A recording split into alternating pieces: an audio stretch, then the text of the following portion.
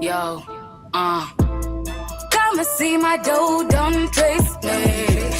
Ngoma kikubamba you purchase. Jufamu kila lisha una sleke. Mifupa misida ila taskeke. Come and see my dough, don't trace me. Ngoma kikubamba you purchase. Jufamu kila lisha una sleke. Mifupa misida ila taskeke. Spingi player, nacheza ngoma kila siku. Na weni sea, kupiga mdomo mchana usiku. Ongeza gia, hakuna kutulia. Na wananisifia, that's why you'll see me here, yeah. I'm in motion to the back. Then hard the game is whack. So niko hapa tu, risasi take them back. Pull up kodi reggae, kini genje.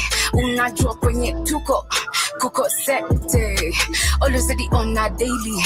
Shughuli pigwa tu mara mbili. Usicheze mbogi si makatili. Hadi kazi tunakubadili. Joka radaisi masaya hadithi juu. Hii maisha kutoboa ni akili.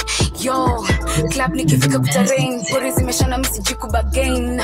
Heavyweight si tuna gain. Mboka ni safi again and again.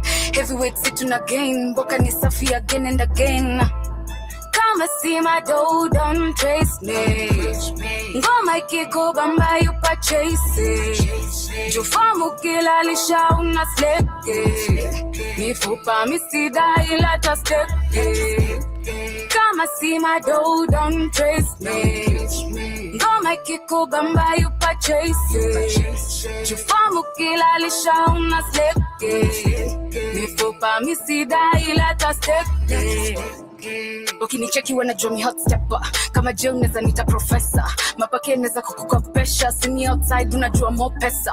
Number one contender. Unaweza nita last year bender. Elastic bender mrenda. Bit ukinipa na teleza. Number one contender. Unaweza nita last year bender. Elastic bender mrenda. Bit ukinipa na teleza. So down on my knees say my amen. Mission is the homies in it taken. Shift out to Danny mini Ben 10. And then shit Maliwo dishken. Piss Maliwo drinking. I'm mad how could forgiven nasi repeat. No wo shike. I'm mad how could forgiven nasi repeat. No wo shike. I'm a repeat no shike. I'm a repeat no shike. Need the best music. Yes, playing right here on the video of the 21st century, released literally just 3 hours ago. That is Trace Me by the one and only Saison Dambi. She has a new album she released literally by the end of 2025, doing amazing with great, amazing, literally OGs of the 254. Shout out to Abbas Kubaf, Calligraph Jones, literally talking about Chihuahua, aka Shengo, and the rest of the artists literally have been featured on her album as well. Karibuni sana, this is the Black Hot Fire Network Media of the 21st century. A quick shout out to everyone who is with us on YouTube. To those who are with us on BitChute, I see we're having some itches, of course, still on our network. That is, of course, our TV. So in case you're struggling to get us on Amazon or Roku TV, we apologize on that. On YouTube, there's no struggle. I'm not going to be able to pay it until Friday. So kick rocks. Mr. Black on Fire, I was trying to be nice to you guys in case you're but he decided to tell you kick rocks. But Karibuni, hope your week is going fantastic. Literally 7 minutes to 3 p.m. Such a hot weather, literally very, very hot. You see me dressed literally in hats. It's because the head is burning. Like, not really the head, at least the hats try to cover you from that sun. It's been extremely hot. I've been seeing people complaining online how the Nairobi hot weather is not. This is so crazy. Ruto has sold away Kenya completely. And we're going to be talking about that because part of our conversations actually is how German is suddenly actually very much interested in Kenya. I remember actually last week I talked about the Indian journalist who took around the German minister for a matatu culture, and people called her out saying that she's not Kenyan. How dare she show the matatu culture is not Kenyan? And all that, and even ended up. The funny part about that's right. And that's what I told you about that lady who gave money to that Matato driver in Mombasa, that damn Indian lady. Oh, but I was wrong. She's born. She's not Kenyan. Get out of here. Which And matatu? that Matatu? guy was all, man, the one you showed the video, the guy was, he was, they were giving money to him. He was begging on the guy, thank you, what are your dreams? What are your, One. that poverty porn show. She was the one actually. She's the one because she's a journalist in Kenya. That's why she's Oh, the I was right. I've been vindicated, Joby. she's the one actually. She's the same lady who has been going around, of course, giving people under shelf promotion or funding, giving people help, asking them what they do. I remember we shared the video, of course. She's been doing that, I've but been actually vindicated. Yeah, journalist. and I told you that, was some bullshit. Shout out to the Yeah. kid, and I told you that was some bullshit. Well, yeah. So she was called out. That was, I think, a week ago or 2 weeks ago. I talked about it. How she called out for how dare she, the fact she's not Kenyan, and her defending herself that she's Kenyan. It goes back to her grandfather and all that. But again, history we miss as Kenyans or Africans is how most of the Indians also ended up being in Africa. None of the people actually understand this. When you go back to the real history, again, which I say is very important for us to go back to history, for us to understand what is affecting or how we ended up being in today's day-to-day life effect, because it takes us back to history whether we like it or not. It would have been very easy for us to understand as Kenyans, literally, instead of questioning how did she end up being Kenyan and given all the matatu culture and all that. If you understood history of how the British colonial system literally ended up bringing the Indians in majority of the countries, not just even Kenya, but majority of the countries, they ended up actually going on and colonizing. But we're going to be talking about that because Germany currently is very much interested in Kenya. We're going to be talking about it. Why? Part of our conversation is also Rwanda shutting down over literally 6,000 to 8,000 churches, and which I think is actually a very good move. Kagame does amazing. But is he really a good leader? Hell no. Kagame is a good pretender. I give him round of applause every time because he knows how to put himself together for the people not to even dare come point fingers, because it's crazy. As much as we've seen maybe one Rwandese woman talking about how the economy is so bad, they're suffering, still it shows you literally the dictatorship in that country is so deep and so rooted to the point where people are so scared of talking, and that should be something that people will talk about. But is it taking the country in the right direction? We're gonna be talking about that.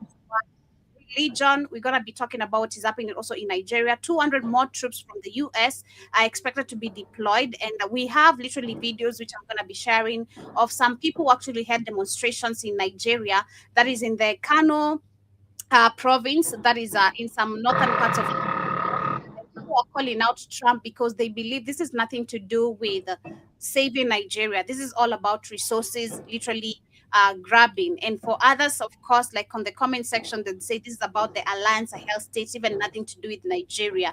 The US is here to intervene because France is not capable of. I don't know. Should I say France has no power than the way America has? Maybe. Is it possible for me to say that, or is it right for me to say that? France has less power than America does, right, Kate? Am I wrong or right? Yes, right. Yes, actually, very yes, because you've been saying Europe cannot fight America. They don't have the capability. And America being the superpower, I mean, backed by Israel, it should be very evident or explainable for why America actually ends up being very much involved in many situations that even other colonizing system or countries are already involved in. Much more conversation coming from Zimbabwe as well. We're going to be talking about how they have actually now changed the law from 5 years of presidential term limit to 7 to 8 years presidential term limit. And we're talking about Mnangagwa, who recently, John Mosquito, if you're listening, Mnangagwa was one of the people on the video I was sharing on Monday, who you told me, oh, Joby, you didn't share that important part. Those are the same people actually who are part of the Botswana and I don't remember the other president who he was, but that other guy. I remember it was Mnangagwa and the Botswana president who were talking about how Africa actually is in a position of lack of solidarity. We have fake solidarity as a continent, but look at what he's doing.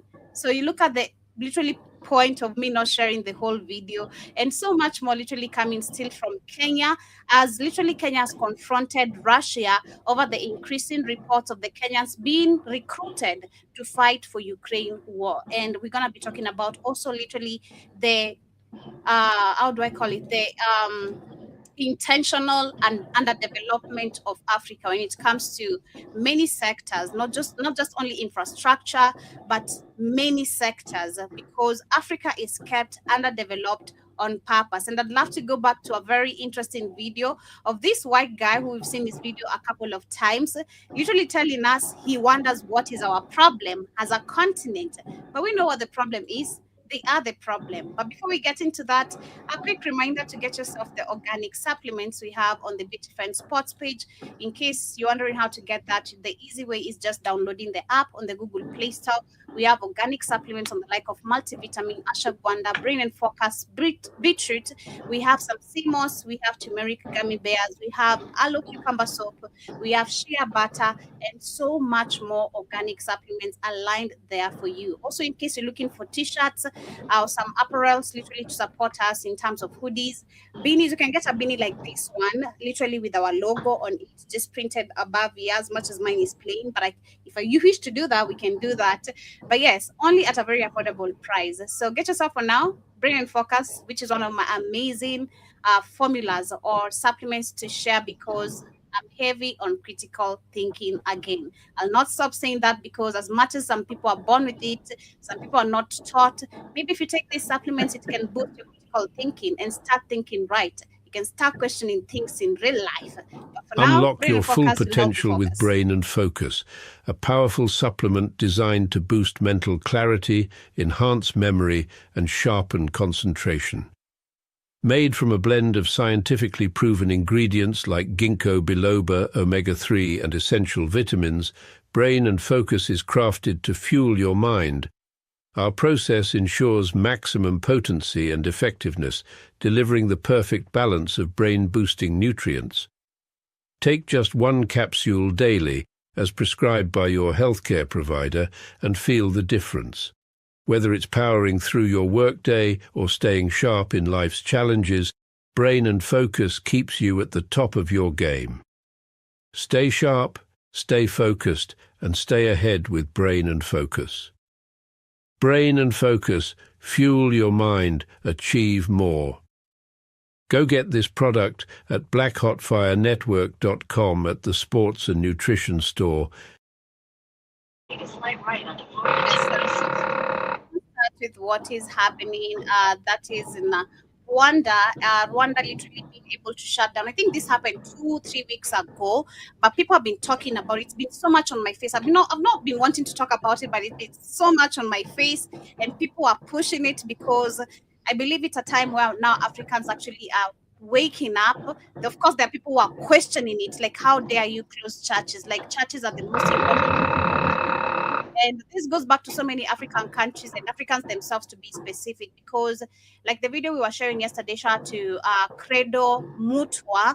I personally loved his explaining fasts, which again, if you go back to history, will make you understand why Africans we are in the position we are as a people, how we lost self-knowledge, how we lost our own spirituality, not religion. Like, Yeah. we had our own religion, but it was more of spiritual. We understood things that were happening in our lives, things that was we could predict what is supposed to happen in our lives. We could predict weather, because I remember Yes, actually you could. in many times for me, like growing up, the way I've been taught to knowing there's rain coming, it's so many signs. Like, there's so many signs of understanding there's rain coming. Number one, it's the wind. The wind, when you see the wind, expect to have clouds. When you see clouds, of course, expect to have rain and all that. There's so many ways that Africans could predict literally weather, even leave alone the simplest way I'm giving it, because I don't know much, like the way the shamans or our spiritual people understood. So if you look at actually this conversation, I do believe it's actually a very big conversation to so many other African countries. I wish we could have a platform again where Africans, as much as we do, I don't follow much on TikTok personally. I'm not that active on TikTok as much as I'm active, find me in these spaces like Keith is always in these spaces, or probably when they're doing their lives and Keith shares their lives with me, I'll find the lives are already ended, so I'm not able to participate. I've gotten into one, I think it was for Nigerians, and it was about, can I remember, these people were arguing, I think about, damn, I can't remember the whole topic, but I remember I got into I couldn't even request to join because the argument itself from the people who are already in that space, so you can tell like, nah, none of you even getting things correctly, So I don't want to get into this space already and start arguing it all because you're already arguing none point. So going back to this is Rwanda, which has shut down literally over 6,000 churches to 8,000, talking about 6 to 8,000 churches. And they're saying that Rwanda's government has closed thousands of churches and prayer houses across the country as part of the national-wide crackdown on unregulated spaces for worship. Officials say that many of the affected churches fail to meet legal requirements of safety standards, leadership qualification, and financial accountability, which I actually heavily agree on because leave alone safety standards. Safety standards, yeah, there's safety standards that I think that should be met when it comes to these fake religion sites or spaces, because a good example I think you should go back to, if personally I think I'd relate it to Ruto burning down a church in 2007. That would have gone by if it went back to law and if it was implemented still in a corrupt system, people would have fought against something or would have a case to represent as much as it was represented. But I feel like it should have been a proper case to represent for you to talk about this is a law in Kenya or this is a law in Rwanda or Africa and should not be violated. Talking about leadership qualification, today in Africa, personally, I can wake up and just become a church leader. That is one of the things I think also him talking about leadership qualification, where he's looking at it from. Most of the people today in African countries lack a job. Trust me, lack a job. All you need to do is act holy as thy, act holy. I don't know how holy you need to be, but just go the Jesus way and act so serious about it, Actually, how it starts, let me tell you how it starts. I think I'm going to pull a couple of videos how it starts.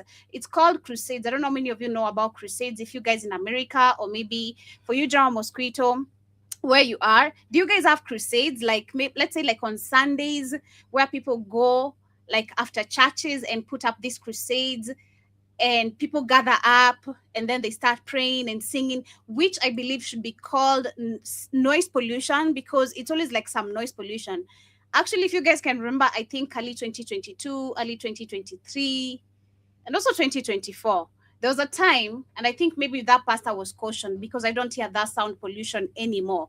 This guy used to put like a very big speaker outside here and you could hear the preaching when we could do our show. I don't know if you guys can remember or it was that audible, but there was this guy who used to put these big speakers out here, and that causes literally nothing but sound pollution.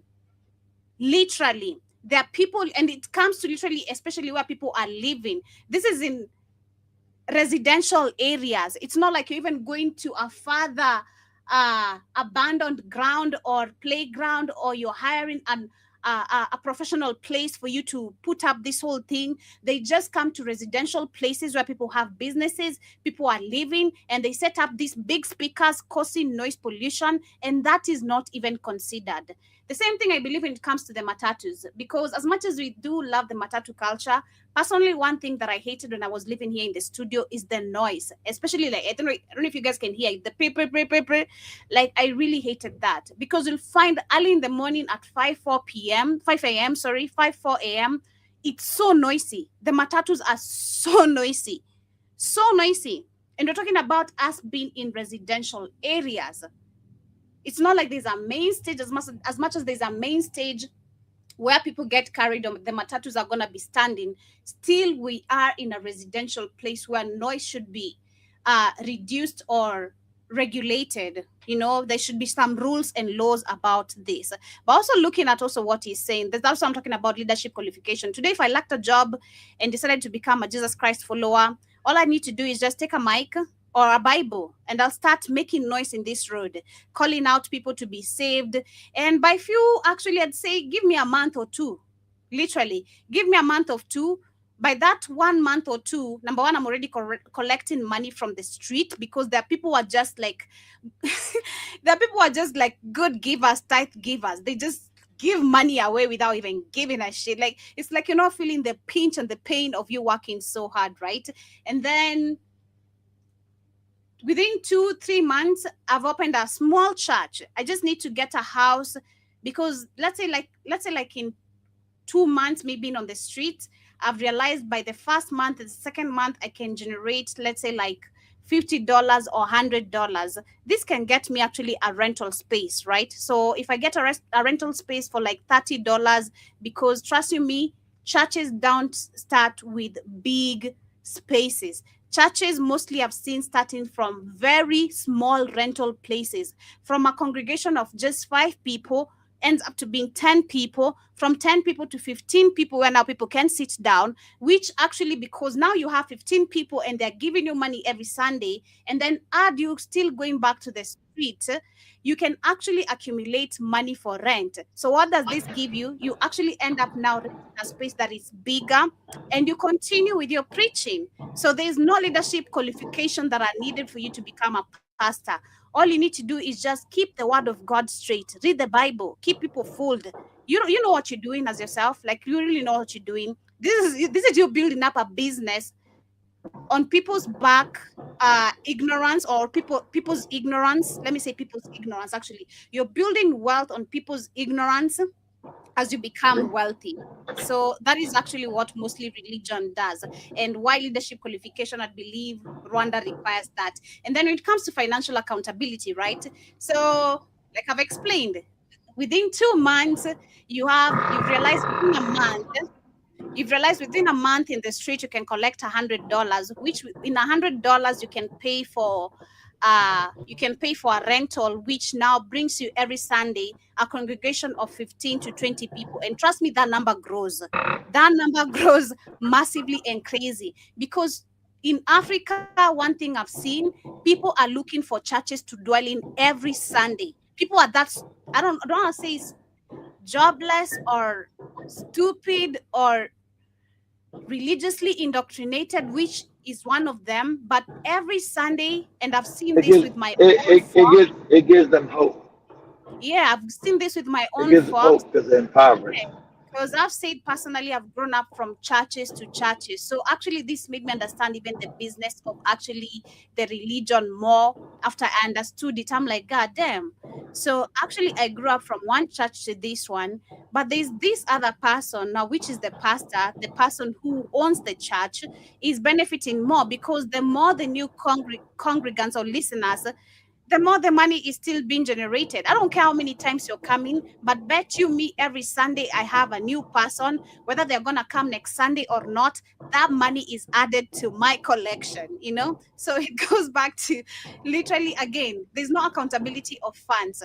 And then when asked, maybe let's say, because most of the churches I've seen how they benefit, or pastors is telling people, next month is March, right? Next month, God has shown me we need to elevate. Jesus has said we need to elevate.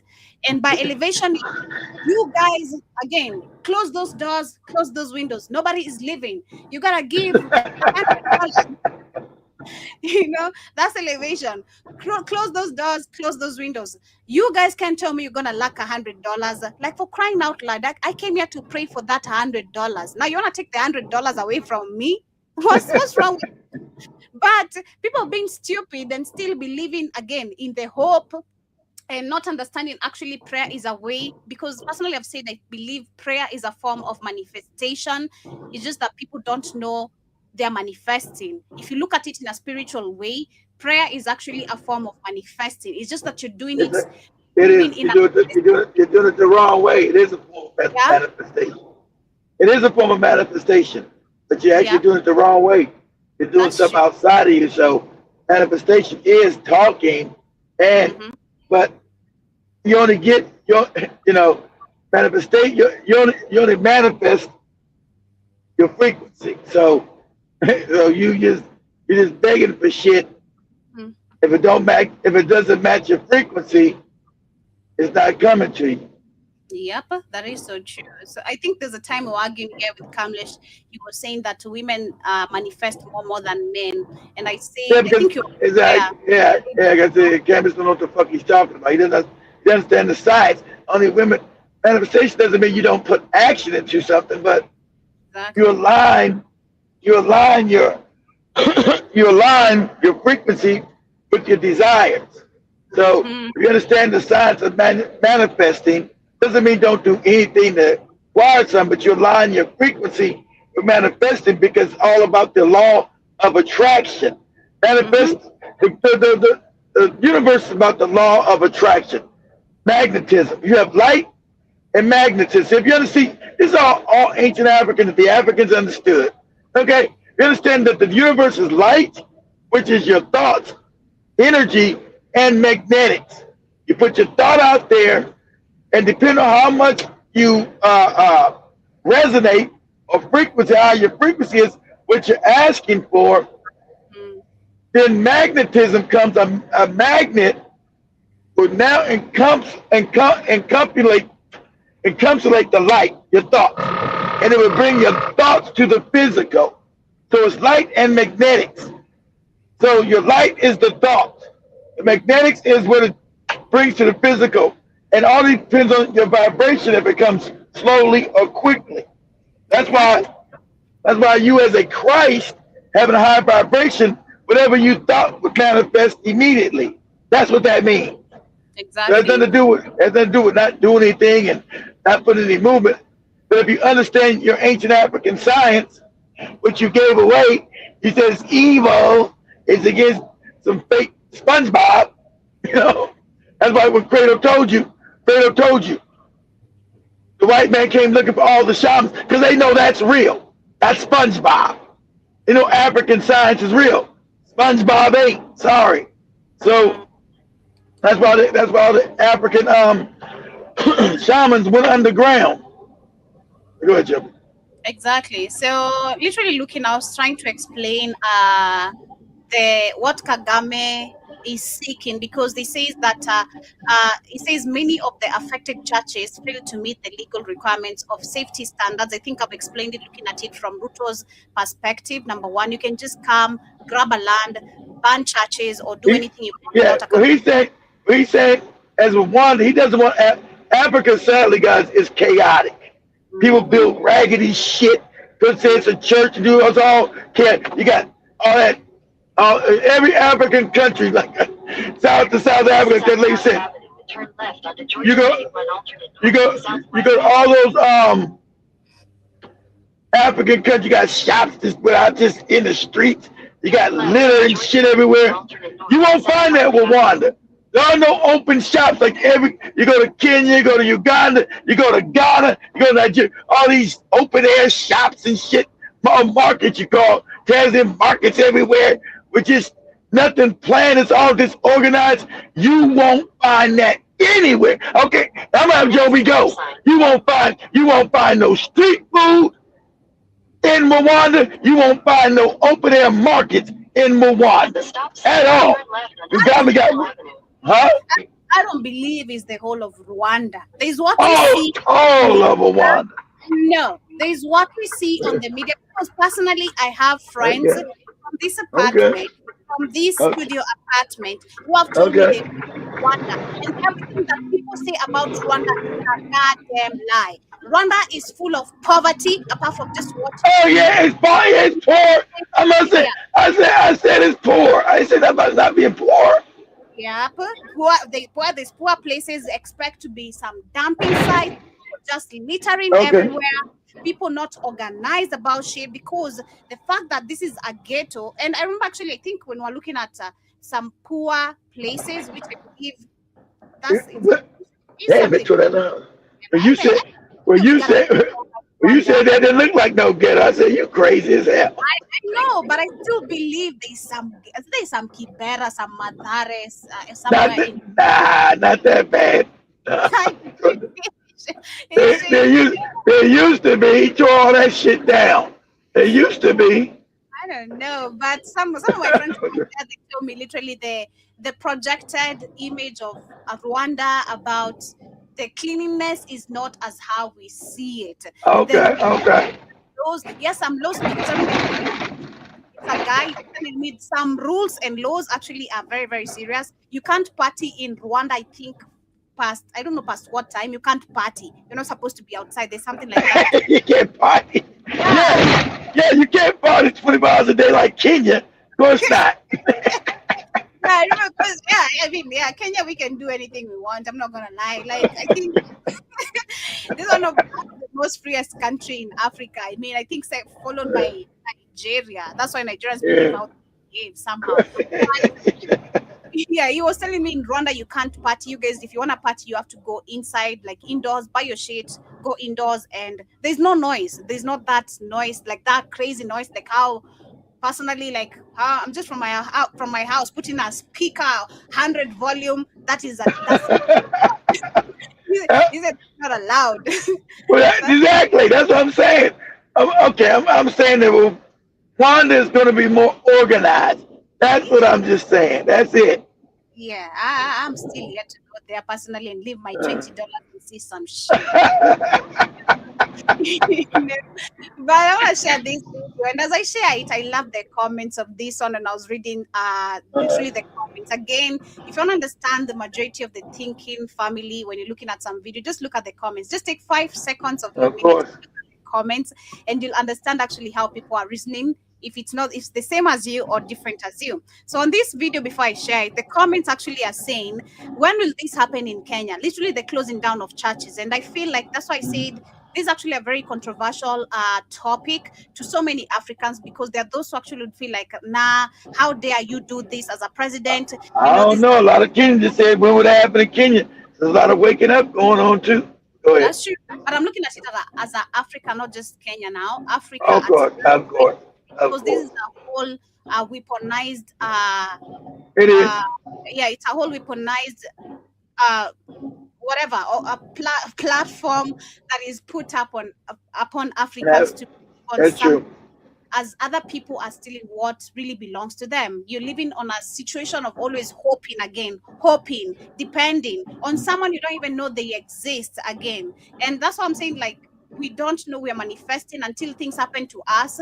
So because you've been praying, you pray, and then this pastor lies to you, oh, pray. I think these people have understood manifestation works. And then when it happens to you, now you People that ask the question, Africa, you've been the most praying continent. These are facts.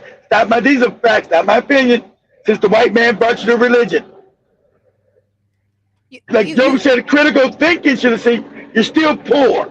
So that means the religion doesn't work. So that critical thinking would say you're the most religious continent. That's a fact. You pray the most, but you're the poorest. So why has this God turned his back on you? You pray more than any other continent. This is a fact. So why are you broken poor? So sadly, most of the Africans, after manifesting in a form of prayer without them understanding they've manifested, they go back and give like $100 to a pastor. Oh, pastor, thank you so much. This happened after you put that anointing oil. After we put that anointing oil, the anointing oil has been working. Dummy, that's been your energy. You've been putting your intention out there. Sadly, Exactly. shout to the friend, man, to that lady as much. Shout out to that lady who put me on me literally understanding the universal, how the universe works more than Universal law. yeah, exactly. Because you're like, Joby, stop praying. Like, just do this and this and this and this. Like, you can pray, but still do this and this and this. So one of the Kenyans says, when will this happen in Kenya? Yani mtu mzima, I'm going to translate. Yani mtu mzima na akili yake punguani, anaamka saa 11 kupiga kelele. So mostly in African countries, that's what I was asking. Keith, do you guys have crusades in America? Of course. Are you crazy? Like Americans with that goofy shit? Of course. That's not considered noise pollution, because I think America being a very first world country, that should be considered noise pollution.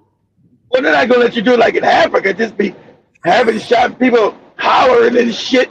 It's going to be relegated to certain areas, Joby. It's not going to be a bunch of chaos. You just go do that shit anywhere. No. Okay. So it's organized, like there's a specific. Yeah. put to specific hire. place. Exactly.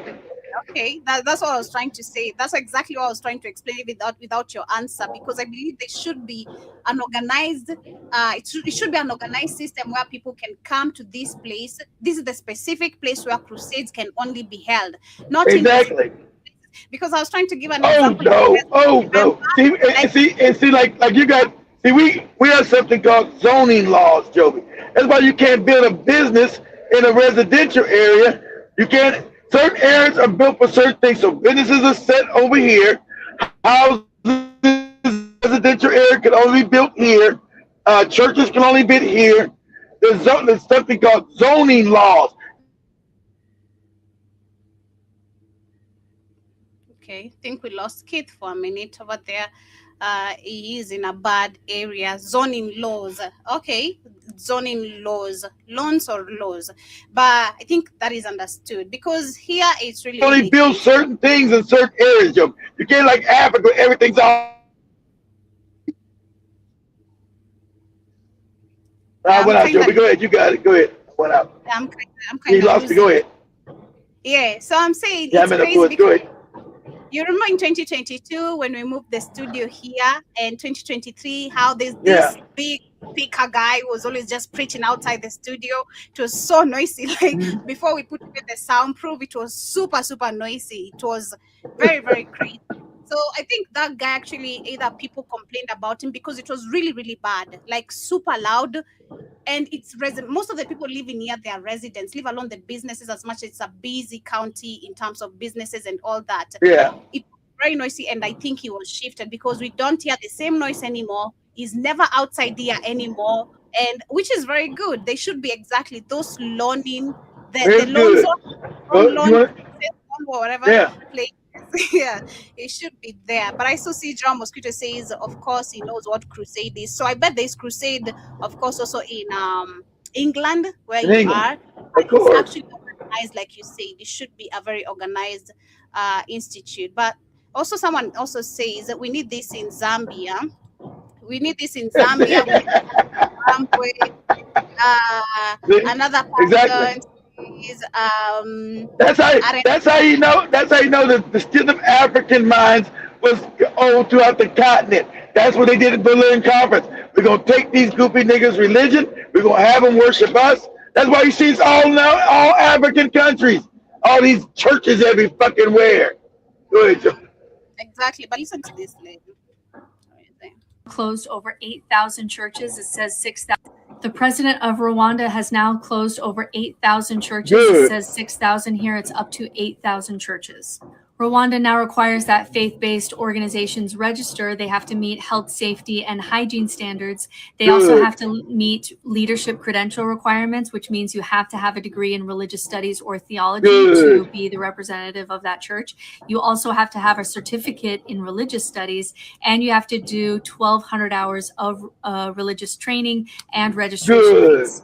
You also have to have full financial disclosure and minimum local support. Which with this, bet you me we're going to have less fake scamming pastors. Because if I pulled out just what we had recently in Kenya, our common known famous prophet from Africa to the other states of Europe or America is known Prophet Award. Prophet Award, actually, I've said even my stepmother is one of them among the people or attendees who went to this miracle made Jesus appearing, not knowing this is actually a blue beam. Jesus appeared on the sky, and my stepmom came home. My stepmom came home going crazy. Oh my God, you guys were not there. You missed a whole lot. Jesus literally appeared. Now listen, you see, Joey's stepmom, that's a moron. I don't want to be come back and be raised by a moron. My God, I don't want to have nothing to do with that. The same prophet now recently led another crusade. He normally holds his crusade out of Nairobi because Nairobi people are very clever. So where can you go and make people look dumb, or the way you can get them back in the village? In the village, exactly. Thank you. So he goes to Nakuru, Kisumu. Those are the places where he holds these occasions. So recently he had the same occasion, similar to the one that happened, I think, in 2016, 2017. Can't remember, when I was in high school. And then He called out people which he had paid, had lawyers going to the hospital, Of course. giving him fake documents of claiming that he has healed people with HIV and AIDS.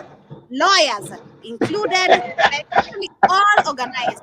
And then these people came giving testimony. Oh my God, yes, I was HIV and positive 2 weeks ago. And I came to Pastor Prophet Ward's church and he prayed for me, gave me the anointing oil, and now I'm free of AIDS. These are the documents. Hallelujah. I'm going to pull those documents. These are the same scams they run everywhere, Joby. Let me show you. Prophet Award, miracle.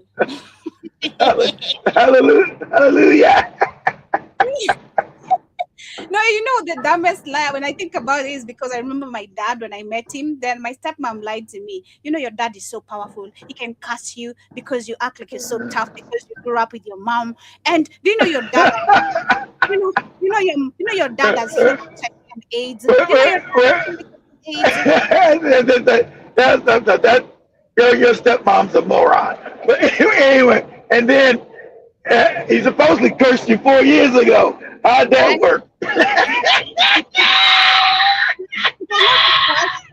Like I've really grown up with that curse, fear for a very. I know. That's what I told Demore.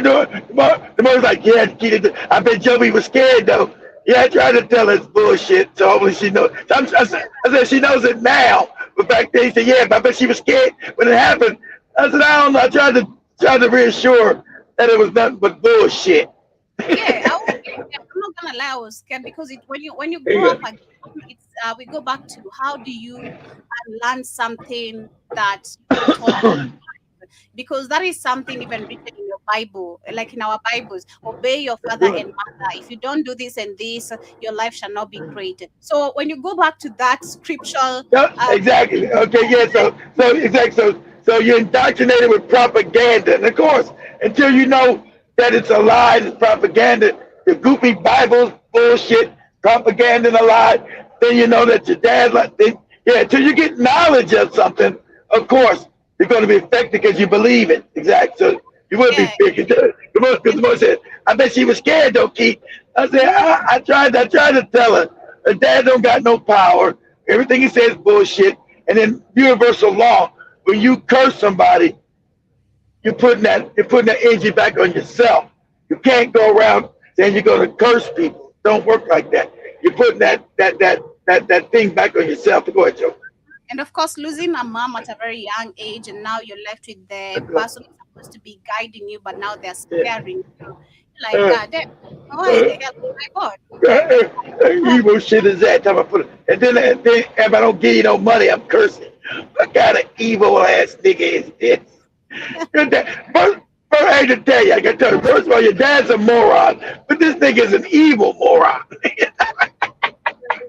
Now, this is Prophet Award. The Ministry of Health wrote us a letter, and I want you to know that I am very, very strict. These are the lies. Prophet Dr. That's how you know the world is ignorant, low vibe, because it's not just done in Africa, it's just done everywhere, Joby. It's just complete manipulation on ignorant people. This is done everywhere. This is done in America too. This same con game shit. Shout out to one of the mainstream media, 254, which is not scared of anything because it's one of the mainstream medias that has been continuously shut down every time even we have demonstrations, but they keep on airing them. So what they did is that they went ahead and did a whole investigations on the HIV and AIDS cure, because if this is real, we have so many patients, not just in Kenya, but all across Africa. Why are we still expecting white people to give us test VSCCINEs for us to come try if they're gonna work, like what we saw yesterday in South Africa to cure AIDS? Why don't we just go to Prophet Award for free? Jesus exactly. Why don't you go to critical thinking again right there. Exactly. So this is him addressing the Ministry of Health of his miraculous healing of individuals affiliated with HIV and AIDS. Listen. I am very, very strict. When the Lord heals somebody from HIV/AIDS, that is a serious thing. And the glory of the Lord is so treasured. So I normally insist that they go to their own doctor This who is so has their sad. file. Then I insist. Imagine how wicked and evil this nigga is. Very, Niggas are very, wicked and evil. All these niggas that do this, they're wicked. This is evil. very, This is evil. Go ahead, very Joe. people. These are one among the people you'd say very much deep rooted into this. Should I say the reptilian system? I don't know if that makes sense. Well, Yeah, that makes but sense. Yeah, the reptilian system. Yeah, yeah. that's what it is. They're using antibodies. Then now we begin testing afresh. We go up to long ELISA, which tests both the kit and the patient. It tests whether the kit is alright also. And then we also go to DNA PCR. It is called qPCR, quantitative PCR. It can pick out even one molecule of the virus in the blood. After that, we normally go to Lancet International Laboratories, which is in New York, it is in Nairobi, it is in Milano, and when they test you positive in New York, you will be positive in Kenya also. After This man has a convoy, literally similar to a president, right? Yeah. This man has a whole like parade of cars, motorbike, like a whole Now, parade. that's what happens. See, instead of Africans building shit, they're calling religious nonsense. So this is what Hope does. That's why there's no jobs in Africa. You got money, all these goopy preachers and shit who don't build nothing. It's all it's really sick. It's really evil. And since most of the leaders have backed it, these people supposed to be locked up. Shout to Kagame. He's supposed to be locked up. This is evil. But they won't do it because the European masses set this aside, and so they use them like Ruto. Oh, I'm a child of the Lord. Why you going around killing people for protesting? I believe in the Lord and all that old goopy religious shit. You know, it's all nonsense. I'm a child of the Lord and blah blah blah. He knows a lot because if that was a fact, he'd be scared because he's been killing people. Let me just comment on this one. You are very Just let me comment on this one before I even read it. I don't care. You are very dumb. So this person, before I even share this video, says, I owe Prophet Almighty, Prophet of War. I remember one day I was very sick. I couldn't even move my body. But when I saw him on the TV, I managed to crawl and touch the TV and I switched it off. Are you stupid? Yes, they are. Oh my Yes, they are stupid. Yes. And then crawl to the TV and turn it off. This is one Next of the time, instead of crawling to the TV and turn it off, you should have. How about you get a remote control where you can just turn it off with the remote? You my fucking God. moron. This is crazy. So let me listen to this. Our investigative journey begins at the Ministry of Repentance and Holiness Church in Nanyuki. Like, keep your count. So in 2015, 2016, I think before or after I lost my mom, man, I was so much pushed to do this shit. This was the time I was being told to dress clothes that don't show your arm, don't show your neck, don't show your legs. Literally. This is the time I was having a battle with my dad because I'm now fully growing up to be a teenager. Like my boobs are all out, my hips are broadening and all that. Men are after me and all that type of shit. I'm literally getting the makeup. He doesn't want to see me doing makeup. I'm literally getting to the fashion. I want to style myself. I don't want you telling me what to do, how to dress, because I'm not grown up with that from my mom. My mom allowed me to dress respectfully. I know how to dress respectfully. Like, you don't want me to do that. This is the hardest time because I was being pushed to get into this system of religion, being told you can't show your neck, you gotta wear scarves on your head. Can't show your neck.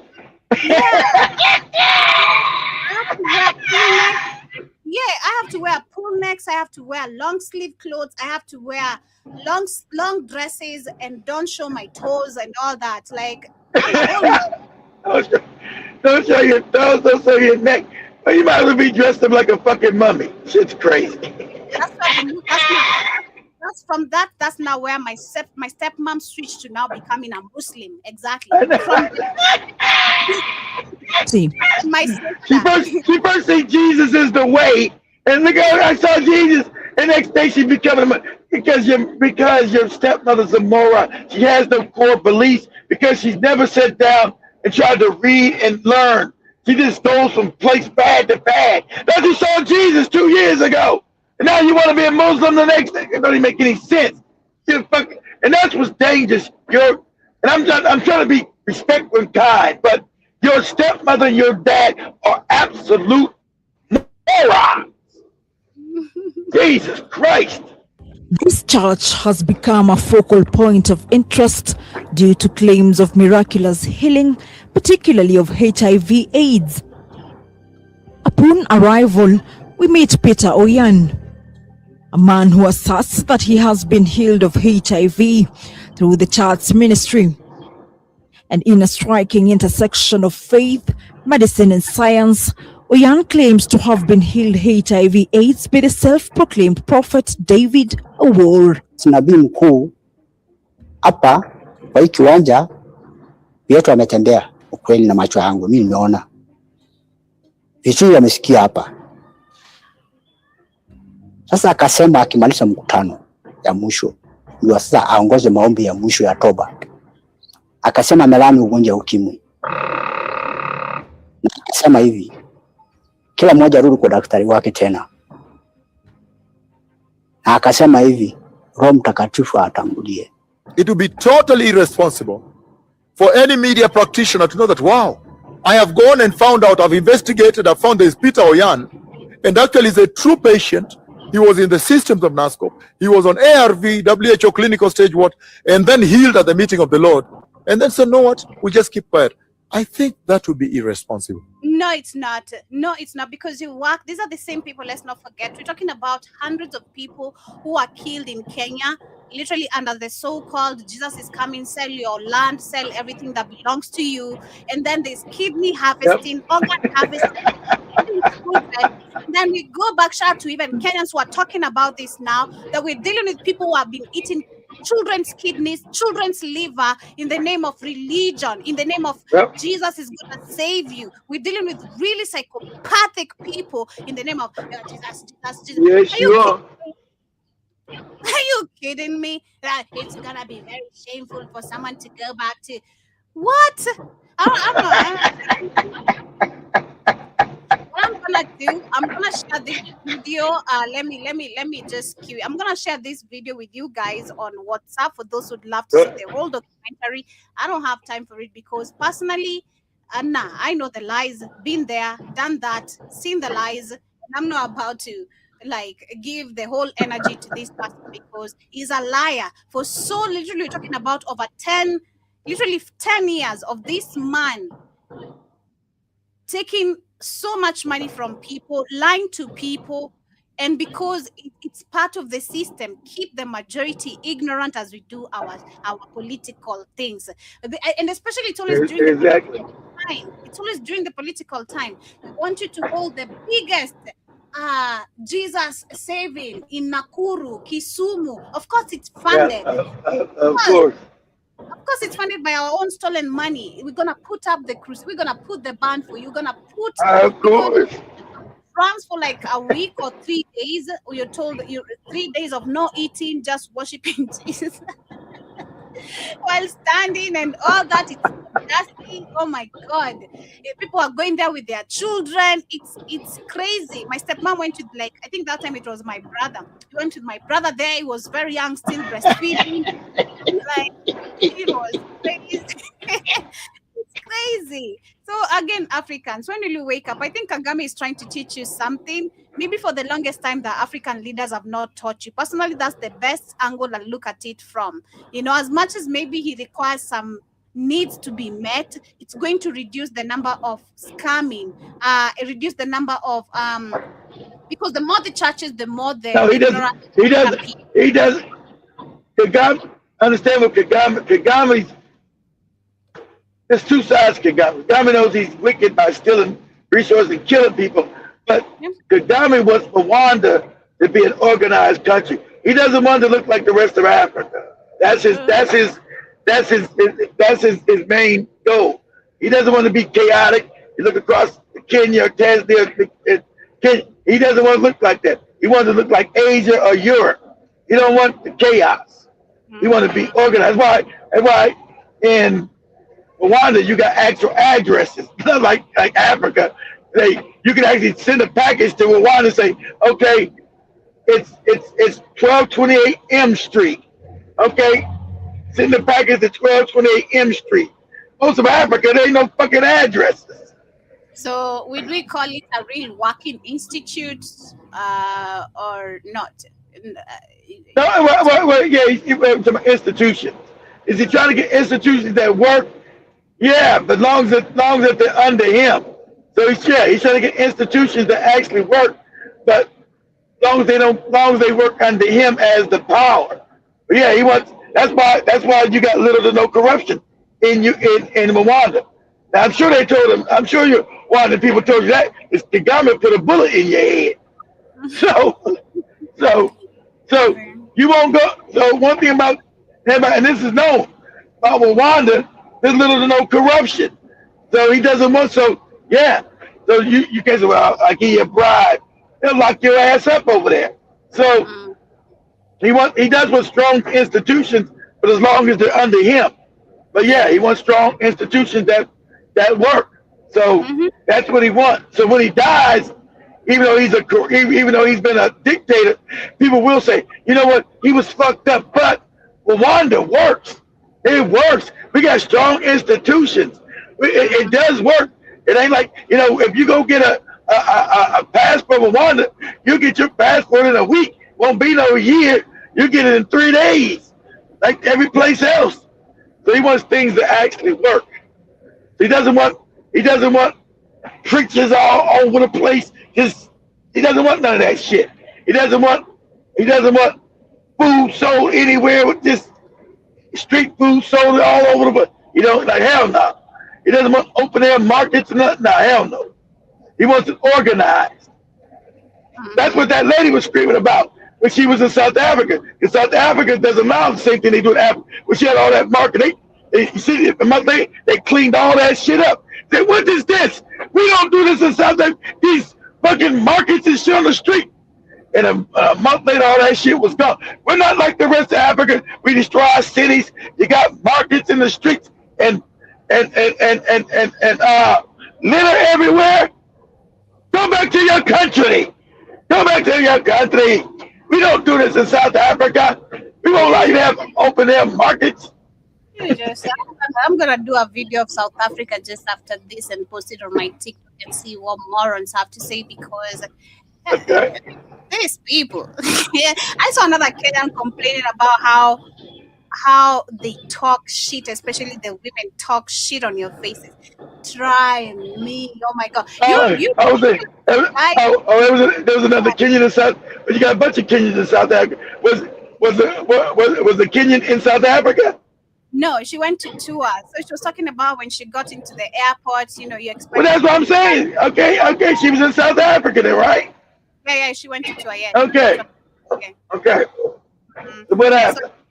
So she was talking about how the disrespect about the women at the airport and all that. And I didn't even want to finish watching that video because I immediately got angered.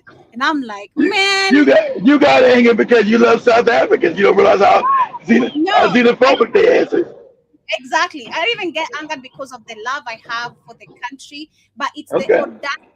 Like, I think personally, I looked at it like, nah. And the person who was talking, I'm like, baby girl, you're a calm one. We know you. You're a calm person. You don't like no war. You don't like me. You're gonna deport me back. Trust me, from that airport. I'm gonna cause chaos. You talking to me, Ati? Someone said, ma'am, and then the lady from the airport who's supposed to be attending to the guy. Actually, it was a guy. He said, I'm not sure. You know what? I'm gonna tell you, actually, you look like my great grandmother, bitch. Telling you, like what? Oh my god, South Africa, man. Tempo, if you're listening, trust me, you better be at the airport to pick me up. You're gonna have to help them kick me out. It's gonna be a two-way traffic here because I'm not gonna allow. And they're gonna be able to deport you, Joby. You already got your visa steps right there. They gonna say, you probably gonna argue, but they can't get rid of you. You've already got your visa. You already got your passport, so They can't deport you. Oh You my got your God. 90. You got your 90 days, and you can spend your 90 days in South Africa. You're talking about. You will mark my face. You will accept me as a South African. As a matter of fact, I'll switch the accent. There you Only go. you, Yes, Mr. Action. There you go. you can do about it. What you're gonna do about it? Nothing. Nothing. And I've never even been known. And I'm putting it always to the universe because I will not allow any disrespect. Not from South African, not from any African, Not not from from anybody. anyone. Period. Because what? This is the second time I'm seeing our YouTubers going there the next Africa, South Africa. What? you meet the calm ones. They don't want no trouble. They're there to showcase the country. I'm there to tour my country. It's not even your country. You leave alone what the white people have been telling you. I'm here to tour my country. I want to get to Orania. This is crazy. But as we move on, we have the United States, which is planning to send more 200 troops to Nigeria to train the African nations military. Of course, we know this is nothing to do. Train their military. Why did they train their military 60 years ago? This is all fake. Again, I'll go back to African countries for me and ask you, since and for how long will you keep on accepting the European powers to show you that they are the power when actually you're the real power? For how long will you keep on having weak-ass people, actually the sub-Saharan, these are the real sub-Saharans, actually, the non-humans, telling you, why are you allowing people who are weaker than you to come show you how powerful they are when you're the real power? You give the real resources to the world. You generate the most resources than the world to the world. And again, go back to where have we weakenized ourselves or not been able to stabilize ourselves? I'll go back to the same thing I said. Not even like in the agreement where there are 10 countries or even 5 or even 1 which stood up and agreed, can we build our very own? And it shouldn't even be a beg. It should be a mandatory. There's no way the whole continent, 54 African countries, will export mineral resources to be refined in the other countries. And when we try to get them back, we are paying 4 times, 10 times the price of what is very ours. Exactly. Serious discussion and topic held. Again, if we had a very working organization like the African Union, we should be dissolved by this point. I don't know why that organization is still standing. Well, we know why. Of course, we know why. So going back to also this, a question, of course, personally about our military bases, which we know we have them very weak. We have the U.S. military bases in most of the African countries. But if you look at the weapons these people have or they come with, the machines, and what we have in Africa, very pathetic. Just recently, we had Nigeria being given, I think, a fighting jet. And it's still a debate from France, which country should get it. It's still a debate. Which African country should get this fighting jet first? While you as a continent, you could have actually and should have very much advanced equipment or fighting weapons. Because for the longest time and decades and years, we've been dealing with terrorism, which you can't tell us again who funds the terrorism. Of course, you know who, but I'm trying to assume you don't know. You don't know who funds the terrorism. You don't know who the ICC is, where they come from, the Al-Shabaab, the Al-Qaeda, all these sorts of names. We've not tried as a continent. The African Union also organized and pulled together.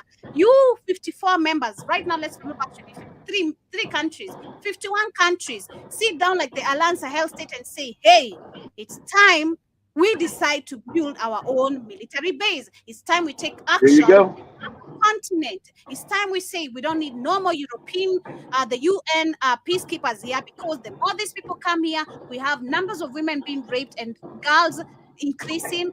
No accountability, no justice. You should go back to the same patterns that this continent has been facing in each country when it comes to terrorism. Have you done anything? No, they haven't. So Africa again, and I want to share that video after this one's from Nigerians. Africans, we are and see, this goes spiritual. So if you guys go back and listen to Cradle, Cradle's gonna tell you most of these black leaders that you think are human are actually reptiles. Now you're starting to understand it. They can shape shift to make themselves look like they're black when they're actually those things. Uh-oh, gets deep. Go ahead. So, I always feel sad sometimes, even when you talk about these things, and most of the people have not even understood how spiritual this is. And I'm not talking about our audience, but majority of the Africans from most continents, even the people, let's say, even the videos I have aligned, or the people. I'd say people like Dr. Mombi maybe know it. People like Dr. Rikana, people like Joshua Maponga, some. Dr. Mumby knows it because when the shamans came to her, that's how she got out. Hey, you guys go back. Remember, Dr. Mumby was a crazy Christian. Oh, Jesus is alive in Jesus. And somebody in Kenya, because there's a connection to shamans. Also, Africans, Credo told you. So a shaman, like Dr. Mumby said, approached her, said, sister, sit down. Let me teach you what's real and what's not. Exactly. So that's when she started. That was she came up. You know, Jesus, that ain't even real. We go into. Yeah, so it's a few people. Personally, what I've seen is most people, yes, they are actually going back to yes history, trying to connect the dots, the patterns, and all that. But still, not so many people have understood we're dealing with, or we are actually operating with spirituality, and also these people are operating Yep. everything on a spiritual level. The fact that they took back again our own identity and interchanged it to something completely different to what now we understand, and took it and fed it on ourselves and thought this is now our spirituality, and how they use our spirituality against us, because it's like this is actually again a spiritual war. You know, we've been fought against what we truly believed, Yes. where they use it against us. They know it, they've understood it, they have studied it for a very long time, like we've seen it in history. But when it comes to us now, they gave us a fake narrative of our spirituality, and based on their history again. Their history. Oh, you came from a monkey to a caveman to now. How did you end up being a white man as a black person? Can you just get some? Exactly. How did you turn There up you from go. a man so hairy and now you're hairless and now you're a white person? How is this even possible? Look at the mouth, even the mouth of the white people should tell us a lot at this particular point. These are the people who have the monkey mouth. We have these full lips, and again, like you What? juicy mouth. And when you ask, but most people not smart. Just ask that question you just asked. Hey man, thank you to our universe for always protecting me. Do not even desire a white person. You know, oh, you are their type. Oh, you know, they like slim, petite. I don't care. I don't like them. Not my type. No. If you know you're a content creator and you are living in Nigeria, please make a video on this issue. If you get 10 views or 50 views and all of us add our own voices, it will change so many things. Nigerians decided to petition the Senate. And it's a sad thing for us, very sad. The petition was written by Timmy Frank, one of a former APC member and leader. What happened? It was gazetted, or it was passed into law that next year's election, 2027, should be transmitted real time, as the vote are taking place from the polling unit. All right, they have the right to pass the result directly, real time, so that this thing does not have to pass through from one hand to another. You know, the thing is not about you going to the elections and then you stand there and watch the process. You know, they will tell you, cast your vote, stand there, protect your vote, and whatever. It's a lie. You can stand there after the election, after everything, okay? By the time you guys count all the vote, they will say, this party got this, that party got this. Once you walk away, they will change those figures before it gets to the headquarters. They call that one result transfer.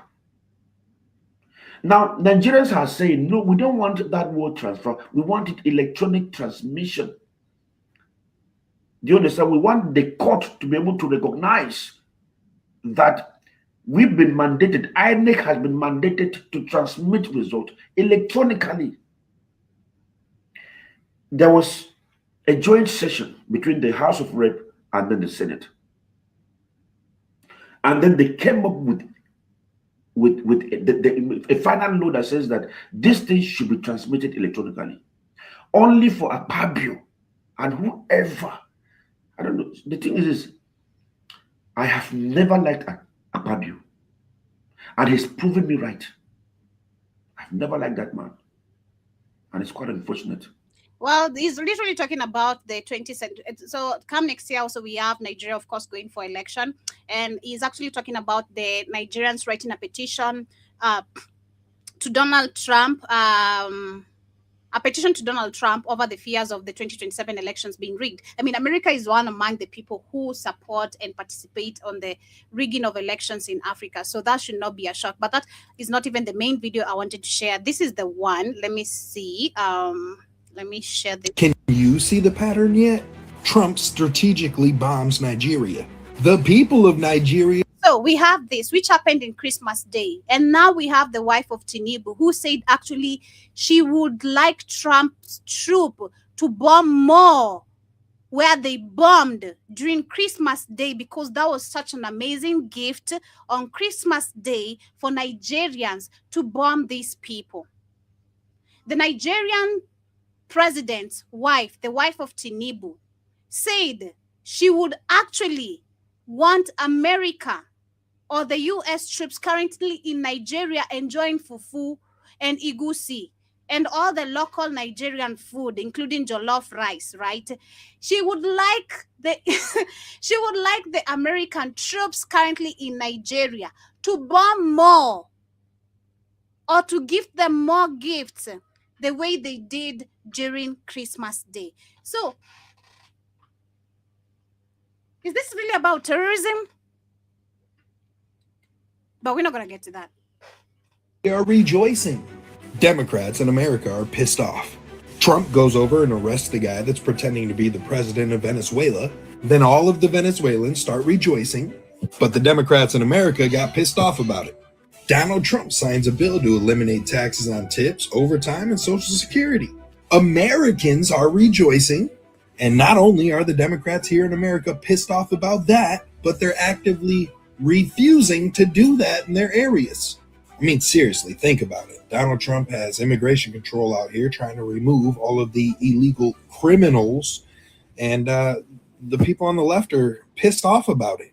He signs an executive order that's meant to stop biological males from just demolishing females in sports, and the left gets pissed off about it. His administration exposes billions of dollars worth of fraud, and the left gets pissed off about it. In my opinion, every time Donald Trump does something to help the people, it pisses the Democrats off. So if you're on the left, or if you have a friend who's on the left who can come by and explain this to me, I'd really appreciate it. Can you? What's happening here, guys? I can't just believe my eyes. Serious protest is ongoing in the north, Kano precisely. And these guys are protesting, saying that Trump simply wants to come into Nigeria to take over the Nigerian resources, that they don't want Trump intervention. These guys say that Nigeria is a peaceful country, that the Christians and the Muslims are coexisting peacefully in the country, that there is nothing like Christian geno in this country, that the Christians are never being buyed in this country, that we don't need his intervention. Guys, why is it that since Oga Donald declares saying he won't enter Nigeria, can't save the Christians who have been buying under the religious extremists? Now, some people in the north are moving against that move, while some people in the south are supporting the move that this man should come and help Nigeria government to clear up all these people who are causing havoc in the country.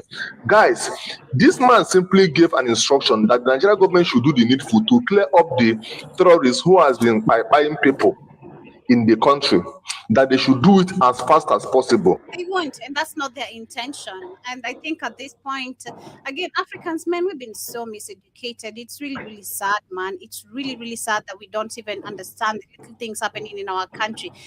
It's okay, but it's not okay. I want to say it's okay, but it's really not okay. It's not okay. It's not. Here, but we will wait. This is what you want. We will wait. And Sister Juma, you gave your word as a gentleman, except of course you're saying to us that the police have no gentlemen amongst them whose words have been won. When you say something, it should be that thing. Let me tell every one of you, we all have families. We all have siblings. We all have children. We all have neighbors. And everybody is suffering.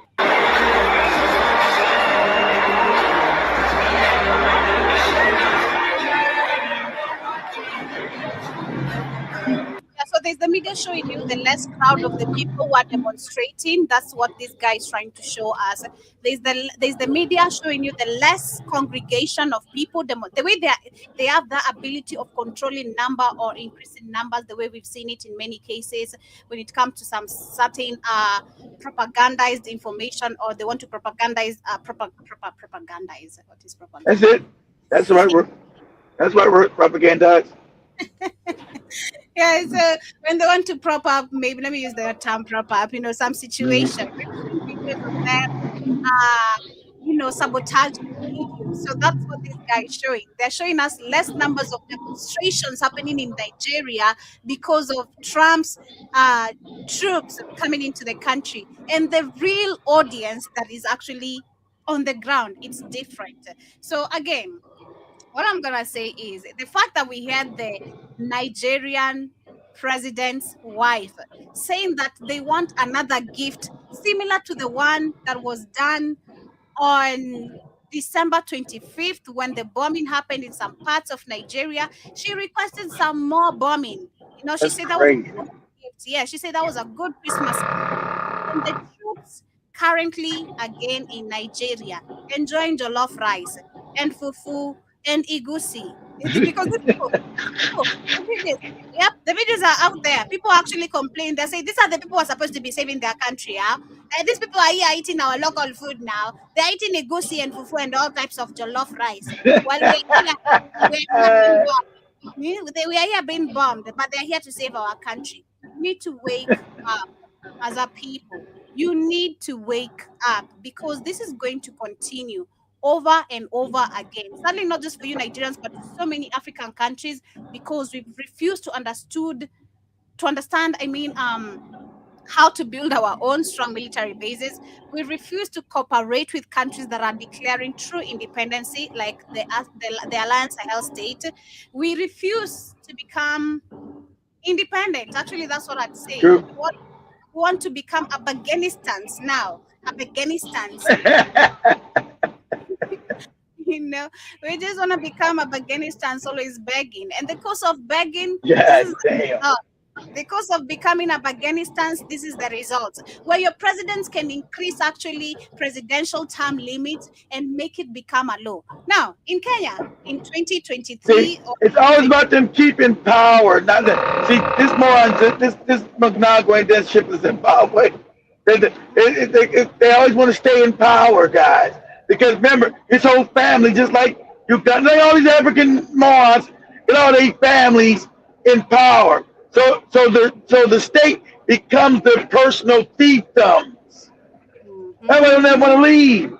Exactly. So that's what I'm saying. John Mosquito, you're here again. Do you remember Mnangagwa was one among the people with the Botswana president talking about, Africa solidarity, this and that, John Mosquito? Do you remember? And why actually now I refuse to share the video? I should put a Trump voice on you, but I don't know how to do the Trump voice. You're the mosquito. You're pathetic. You need to know. It's crazy. That you're horrible, mosquito. Go ahead, they're saying that the Zimbabwe president, the Zimbabwe cabinet has endorsed a draft constitution amendment that would extend presidential Emerson Mnangagwa time in office by 2 years until at least 2030. The proposed legislation would... And then when 2030 comes, they'll say, we need to extend it some more. It's how they can always stay in power, guys.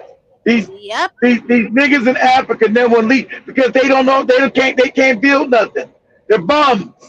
So if they leave and they get it, they don't got control of their countries, they go into poverty. They set up all these schemes. Their family is the Treasury Secretary. My daughter is this secretary. My son is this secretary. My son is the general head of the army. Crazy shit. Yeah, so they said that the proposed legislation would change presidential and parliamentary terms from 5 to 7 years, effectively allowing the 83-year-old president. Yeah, he's 83. Jesus, everybody's up. He's 83. Still don't want to give up power. This moron's 83 years old. Should be crazy. Everybody's great-great-grandpa ruling Africa. And that's why sometimes I always feel like even Google could be lying about these lifespans. I mean, why are these people living to this old age for? You know why? Because Joby, they get the best medical. They're not the average African in the country. They're not. So Tinubu ain't eating bush meat, and he's not that. He's getting the best medicine. He's getting the best everything. So they're living. So they're not gonna live like the people. That's true. So because Tinubu's like 80 something, or whatever the hell he is too. He's not gonna die at the regular age. Nigerians eating bush meat. They got no electricity. They got no medical centers. They're not gonna live like you, Joby. They're living like white people. They're living good. That's why they're not dying, Joby. Crazy. But yeah, they're saying that the bill includes a provision to have future presidents elected by parliament rather than the direct vote, which is of course going to be a corrupt system. Exactly. So that they're not gonna. We don't want nobody even voting. He's just gonna be the president. I move that critics. The difference between Zimbabwe and Burkina Faso, they want Ibram Traore there. Remember when they ran an election with him? They want his ass out. People in Zimbabwe want his ass out. Those elections are stolen. They don't want his ass as president. Go ahead. This was him telling us that was just actually on February of 2025. He's not going to extend presidential term limit. But what happened? A push to amend the constitution to 2030. What is your position on the push? It's not imaginable that there is anybody in the country who can push me. I feel very unpushable. Oh, he says I feel very unpushable. Those are all the people around him that he's putting power. They're all eating up Zimbabwe where everybody starves, right? You always got your inner circle of morons. My terms, when they come to an end, the country and the party will move on by electing my successor. Have you guys noticed? Like I told you, that's how you know these Africans are. See how everybody's always soft-spoken. That's why the Chinese, the Caucasians, Indians, all these, we can conquer these goofy niggas. This like it wasn't Kenyan. This is all these African leaders talk. So it was don't talk like men. This is way Museveni talks. Kagame. This motherfucker. Bruto. This one, I can't stand this one. I've just listened to a few of his speeches and I can't stand him, literally personally. That is You have said and you've restated this point that you will leave when your term ends, or you know when you will leave, the day and time. But like my colleague here said, there's still a lot of confusion. There's the 2030 people who are saying you should extend your term to 2030. For what? For what? Extend the term for what? People need to exactly. This is not that's not the people saying that. That's in a circle. That's not the common Manachi in the street. That's their ass. That's not the common man want his ass out. Exactly. Can you state and pronounce your position clearly for the whole nation, for the international community, for us, so that when we write our stories, we have the proper information? What is your opinion? When are you leaving, sir? I thought you are putting it very clear. That is very clear. that I have 2 terms, and these terms are very definite. And I'm so democratic. When they come, I'm so democratic. Of course, they are all so democratic. Even I'm so democratic. I'm so democratic. I'm so democratic. But you know I want to be in power, so I keep getting money from people, all African people. You know, all these Africans that never could figure out. it's crazy. It's super insane. But as we continue, we have Germany which was in Kenya. Like I said, we had the German ministry minister, whatever, one of them, minister. It was the minister, sorry. The German minister was in Kenya, and that was, I think, 2 weeks or a week ago, which I talked about. You can go back to our previous conversations. And he was taken on a matatu tour, which, of course, like I mentioned earlier, one of our Indian journalists, was questioned, how dare she go take the German minister on the matatu tour? She's not Kenyan. She doesn't understand anything to do with the matatu culture. They should have had a Kenyan doing this more than her. And it goes back to, again, the question of how Indians ended up in Kenya, but not the topic for today, because the question is, why is actually Germany currently interested in Kenya? That is the questions and what people need to understand currently, because they're saying Germany is showing more interest in Kenya than ever before. Recently, remember, we had also France, which showed interest in Kenya. Let's not forget about that. And which, of course, not just France, we also have the UAE, which has been acquiring literally acres of lands from African countries, which they got literally a very big acre. We're talking about literally 200,000 acres of land. That was, I think, on late 2023. I talked about that as a whole topic. But again, why is currently Germany interested in Kenya? They say that the two countries are working closely on a trade. I mean, all of them come with these offers, as if Africa was not trading before white people were here, right? Two African countries are working closely on trade, education. Education. A country that was colonized by the British colonial system, or by Britain, is now supposed to be educational wise improved by another colonial country, German. And let's not forget also development, which is always part of their request or offers that they give Africans, right? African countries. And they're saying with a focus on clean energy and climate action, which is part of the 2030 agenda, right? They have also launched a partnership to create a new pathway for Kenyan workers and students to access opportunities in Germany. Beyond that, Germany is exploring stronger ties in technology, industry, and business, showing that Kenya is becoming a key partner in the region. Again, let's follow the patterns. If you go back to the British colonial system, as much as for them, they didn't come with these offers. They came, invaded, killed, tortured, put concentration camps, and whatever they did, literally in so many African countries. If you go back to real history again of how these people invaded Africa, they didn't come here offering us trade, education, none of that. They first came, killed, did everything they did, now came back with again demands. After doing that, they still came back with demands. So this is how we're gonna give you freedom, how we're gonna let you Negroes go.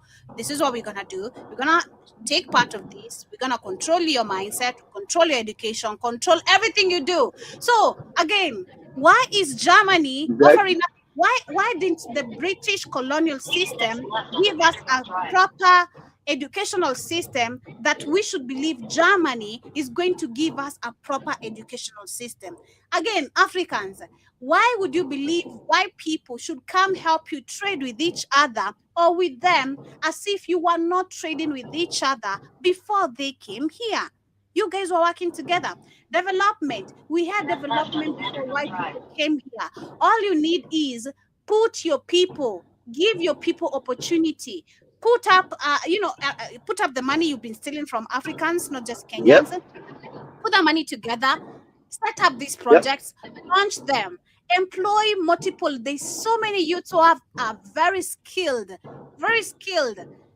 And let's see how our country will not develop without the white people. Burkina Faso is doing it. Burkina Faso is doing it. Burkina. Yep. Oh, it's AI videos. Oh, it's AI videos. You know, these people are putting up AI videos. So like, it's so crazy. It's so crazy. So how comes now Germany? What does Germany? What does Germany want to do, Germany? What they want to do? I went out. I'm in the woods. What does Germany want to do? Germany currently is interested in Kenya, very much interested, and they're saying that actually they are here to working with Kenya on trade, education, and development, focusing on also clean energy. We know that's all a lie. Of course. Exactly, we've seen France. Let's not forget France. We've also seen countries like the UAE, which are getting chunks, acres of lands from different African countries in the name of, oh, we're going to improve your education system. We're going to improve trade with you guys. Always the same bullshit of we're going to collaborate, cooperate.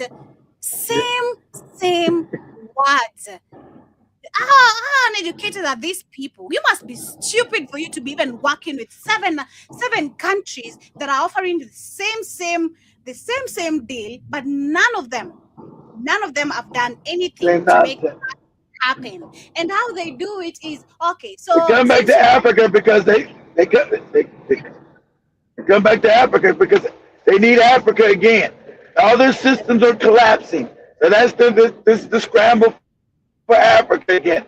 Take it all over again, Joe. Go ahead. And the only way they do that is also, of course, these countries are very much involved in the IMF, the World Bank, and all that. So as German, what we're gonna do? Of course. Kenya, again, we go back to the article of yesterday, right? Kenya, are you struggling with corruption? We can offer you loans. As German, we're gonna trade with you. We're gonna actually improve your educational system and give you developments. But you also have to take a loan from us. How about that? Of course, Ruto is gonna say yes. Of course, he's gonna say yes.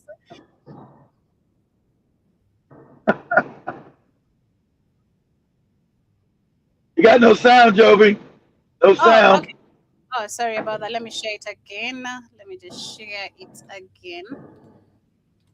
We do this very quickly. Okay. Germany's foreign minister touched down in Nairobi, skilled labor, UN systems, global security. But here's the truth, right?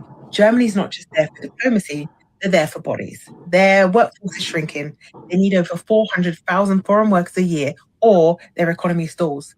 Shortages across healthcare, tech, logistics, and now they're looking south. So last year, Germany signed a deal to open legal pathways for up to 250,000 Kenyan workers. That number isn't a fixed quota, it's a ceiling, just FYI, but it is a signal. They're saying we're open, but most of these roles aren't coding jobs, right? Let's be honest. It's care work, construction, hospitality, skilled and semi-skilled. They're not just chasing talent, they're chasing manpower. Kenya is a rising tech hub, a political player, a UN ally. Germany wants ties before China locks them in. It looks like opportunity, but before China locks us in, I think you got it wrong, lady. That is Charmaine. I think you got it wrong. China. But she doesn't know that China. She doesn't know that China. She's on the ground. She's on the ground in Kenya, so she doesn't know that China already has you locked in. Right? She's in England, Joe. We are in the pandemic, baby. We not even leave alone. We are in a pandemic of China. But if Kenya doesn't move smart, we got Chinatowns, we got Chinese loans, we got Chinese roads, we got Chinese everything. It's just a new version of the same old ship. You know what ship I'm talking about. If I was advising Kenya's government, I'd say this, right? Stop looking at your citizens as export units. They're not numbers, they're human beings. And when you treat people as people, the economy wins. They ain't built no economy, lady. Kenyan in Berlin, if they feel protected, respected and free, they'll send money home rather than trying to extract their people. In 2023, Kenya pulled in over $4 billion in remittances, more than coffee, more than tea, almost triple what they earn from tourism. Exactly, from people leaving the country and sending money back home. But see, that makes these countries lazy. They don't build no economy. If you leave the country, leave, and go be a maid, be a servant, and send money back to your family. So that's the number one industry in Kenya. So you haven't built no number one industry is shipping the people out, and the people sending money back to Kenya. This is crazy. You're supposed to be ashamed of that as a country, but they don't got no shame. Good. They only flow when the worker isn't trapped. So is Kenya ready to negotiate? Do they have a labour export strategy, diaspora support systems, worker tracking after arrival, or are they just flying people out and praying that they send M-Pesa home? So here's what I demand. Fair pay, no passport confiscation, no tied visas, freedom to move or return, housing, language, cultural support, not just dumped into dorms, union access and legal protection against discrimination, joint monitoring, so Kenya sees what happens after the flight rather than just before, and a clause for every 1,000 workers Germany funds upskilling and tech transfer back home. Done right. This isn't brain drain, it's brain train. I'll say, skills leave, but value comes back. This isn't just about jobs, it's about power, policy, and protection. Let them go, yes, but let them return with skills, capital, and pride. Send employees, not casualties, right? Kenya should be at the policy table, not just working in the assembly line. Never, not with Ruto. Never, ever. Never. I was just coming to work then. I met my caretaker and he was telling me how things are so tough, how people are losing jobs, like literally in different places and all that. Also, how people are. Which one, the caretaker of the building or the caretaker where we at? Here, where we are. Okay. So, Okay. So what was he saying? Telling me how people are losing jobs, how the economy is so tough. People are struggling also to pay rent and all that. Because literally, the day we were paying the rent, we had Mark and so many people whose light was shut off because of not me. Because I told you, like, remember, I think it was last year when I told you, like, this people become super strict, like they're super strict. Yeah, so Mark and then most of the people literally lights were shut down because of not paying the rent on time. And the lights were shut down? Yeah, and which according to the law of Kenya, actually you can sue your landlord because because I can't shut down your lights because you're the one paying your light bill. You're the one paying your tokens. I was just about to say that's to be illegal. They don't care. Again, you will go sue them, but they don't care. You have to. You go sue me. You vacate from my apartment. God damn it! I'm not giving you your deposit back. You're gonna struggle getting that deposit back because you tried to act tough with me. So one thing. That's why I've learned how to. I don't know. It's because of life experiences I've seen. Most of the people, my folks, my mom, and people I've lived with going through. You have to know how to live with landlords or caretakers and agents. You have to know. Because if I didn't, or I wasn't like, I'd say either bribing my caretaker sometimes. I don't want to say bribing, but I always give him some money personally. Like most of the times I get paid, I'll give him like 500 Kenyan shillings to just say, tell him thank you. Most of the times he'll take our trashes downstairs without me asking. Then he'll be like, hey, you saw me do. I did that. I'm like, yeah, I'm gonna sort you. Don't worry. Just pile it up on my bill, and I'll give you something at the end of the month or at the end of the week. So that has really taught me, like, even in my apartment, sometimes if I delay paying bill, I'm just talk to the caretaker or just text the landlord like, hey, I know I've delayed this and this, but I'm gonna add this and this just to, as a token story. And that puts you on a very safe space. But most of the people wanna act tough, like your father owns the building, god damn it. You're gonna have a rough ride, baby. I don't know. Even if no, but you said now that they changed, the caretaker can't say nothing over there, Joby, because the people say you pay that shit, and this is gonna happen. We don't want to hear nothing. You said the management then changed over there. You said.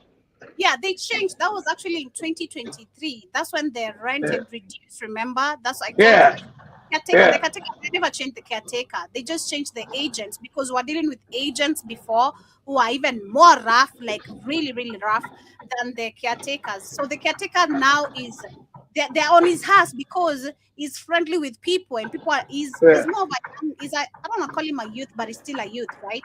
So Yeah, people understand. People understand. He understands people, so he's been in that position of always like faring with people. Like, hey, I'm gonna pay. Give me just a week. Give me 2 weeks, and then that gets him in trouble because now for him, on the other end, the people who own the building, they're like, hey, why number flani, number so and so, they have not paid the rent. Why is that? And your work, what is your work? We've seen the lights are still on, everything is still on there. Switch off the goddamn light. So it's got to it's gotten to a position where he can't defend people anymore or stand up for people anymore because that But also goes back to the job. exactly that's what I'm saying. Exactly. So it doesn't make a difference if you're nice to them or not, because those people saying they want that shit done now, no matter what. He will listen. Yeah. What he does if Yeah. let's watching, because mostly they'll watch through the CCTV. I don't know what devices they see it from, because they see when you Yeah. have like. So what he does is what he does, he'll say, I don't know what he does, but he'll eventually return the lights for you. Because Mark, at the end of the day, when I went to check on him, the lights were bad. Because he told me like, hey, do you have lights? Because I finished my show. Then when I went to check on him, he's like, hey, did you have lights for like almost 1 hour? I'm like, yeah, I've been having lights. What's wrong? Like, god damn, it must be the rent. I have not paid the rent. These people switched the lights on me. Let me call the caretaker. So when he called the caretaker told him, hey, the people of the building are actually here. That's why I switched off the lights. So I can't switch on the lights for you. They're here observing and monitoring the people who have not paid the rent yet. So after they left later in the evening, they switched on the lights back to him. He did. The caretaker switched on the lights back to him. But he does it in a careful way where Okay, I understand. yeah, because I remember Shmani thing that happened to. We were discussing that last week, talking about what's the worst situation you've ever encountered with a landlord or a caretaker.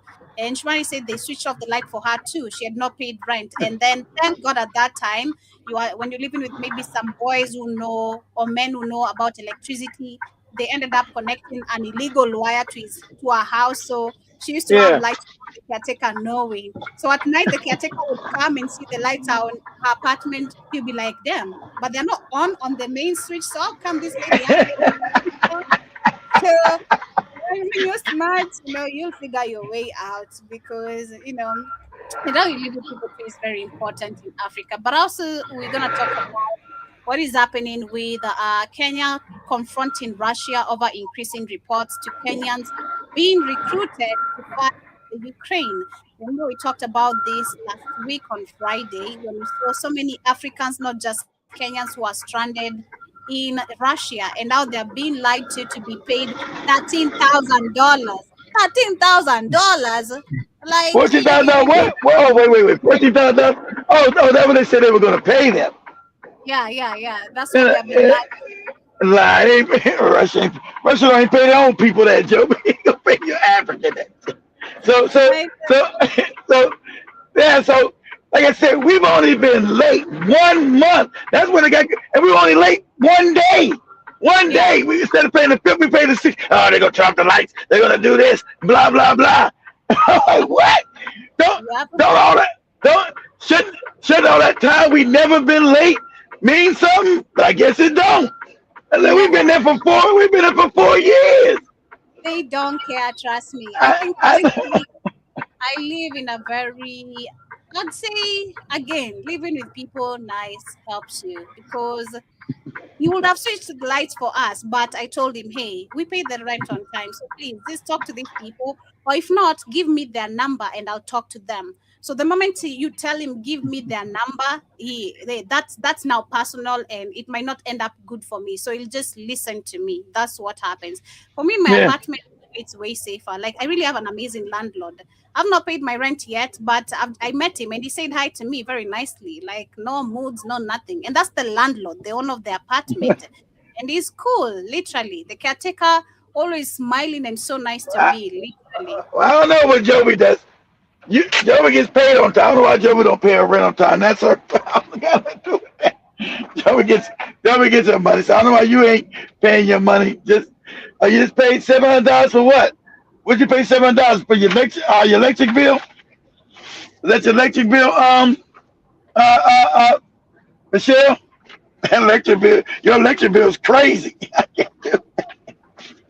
Well, I don't think I've ever come here said I've not paid my rent on time, but since you've judged it all, thank you for judging me. I ain't judging on time. I said otherwise you pay your rent. Usually you get paid. That's not judging you. You say that's not a judge, Joby. I said I'm sure you pay it because if you didn't pay it, he put you out. I mean, know you're gonna pay it. I'm not saying that's not a judge. Yeah. And if it's not paid, I got other responsibilities too. God damn it. I got other things I'm doing. I've also seen the Kenyan government says it will engage Russia over reports that its citizens are being recruited to fight in their war Of in course, Ukraine. And all Foreign throughout Affairs Africa. Secretary Musalia Mudavadi, who said that actually the AIs from Burkina Faso are AIs, says that Nairobi has shut down illegal recruiters and plans to urge Moscow to sign an agreement banning the conscriptions of Kenyan nationals. The foreign ministry estimates about 200 Kenyans have been recruited to fight for Russia. Mudavadi explains that exact number is unclear as none of them travel through official channel.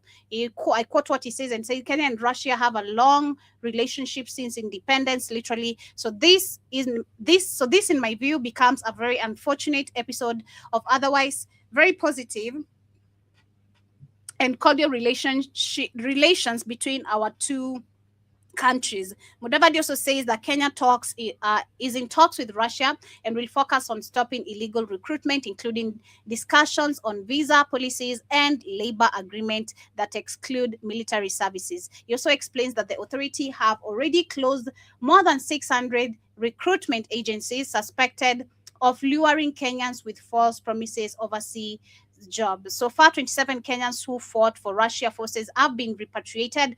Mudavadi adds that authorities are providing psychological care to help the victims recover, which is a goddamn lie. Which, if we follow up, these are the same people who told us our women and men, especially the women who are being butchered, tortured in Saudi Arabia or these UAE countries, are taking their backward behaviors from Africa to those countries, despite seeing videos of these women being literally beaten, their passports being taken away from them.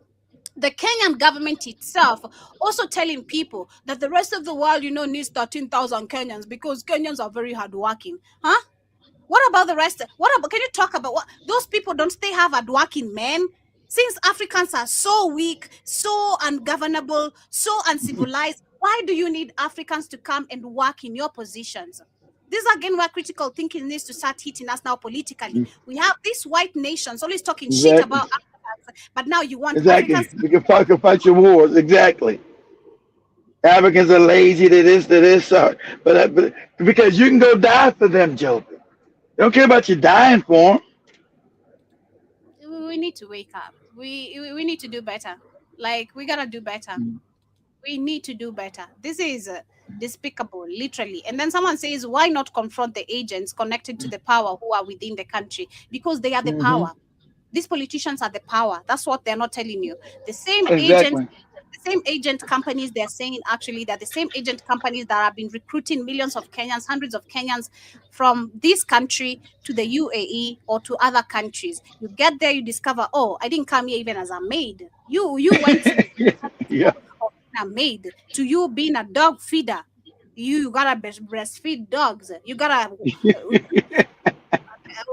sexually work with different 10, sleep with 10 men. Now you're a sexual worker. Like, what the hell? You came from your country, you thinking you're gonna do a legit job. I can imagine. I can't imagine personally. I don't want to imagine. You mean coming from here to going to do a job that you figure out it's something completely different. And then it take your passport so you can't get out of there, Joby. So diabolic, so inhumane, very inhumane. Someone says, do we have to confront Russia or ask ourselves the root causes of poverty and unemployment and unregulated agencies? Exactly the real questions. Exactly. That's the question we need to ask ourselves, actually. We need to start asking ourselves, why are we going outside the continent while there's literally hundreds of opportunity and again, untapped opportunities, so much undevelopment in this country. Why should you Exactly. tell people to go create to go bring peace in other countries or development in other countries while your very own country is a mess? Leaving your house burning to go save a neighbor, you are a dumbass person. Let the neighbor save themselves. Personally, I'm not gonna come save you while I know my house is also burning. Save yourself. I'm gonna save mine personally. I'm so sorry. Brotherhood comes in after we understand we're facing the same problems. Not me being an ass kisser, a boat licker for me to please you. Because that's what Africans we have been. We've been ass kissers, boat lickers, and always people pleasing. True. The white True. people especially. We want to be seen good in front of the white people. For what? How has it helped us in this long known era of so-called independency or Africans existed? It hasn't. This is so crazy. The last comment I'm gonna But say is I told you they were gonna one day. Russia's going. I told you Russia said they want the resources. Nah, Joby. Russia wants the bodies. Russia's gonna want the bodies. I told you. I said Russia's gonna want African men to fight the wars, to die for them. Someone says, why are you using the word confront carelessly? The only country Kenya can confront is Uganda. And even that... Exactly. Somebody being honest. I love the Kenyans. They're so honest. All right, you don't got no military. Exactly. It's a goofy, poor budget, low budget Uganda. Exactly. Who you gonna confront with no real military? Go read a joke. Exactly. It says that why are we using the word confront carelessly? The only country Kenya can confront is Uganda. And even that, we cannot confront it because, again, see in Uganda how militarily they are well funded by the US and the Israel, not, But the last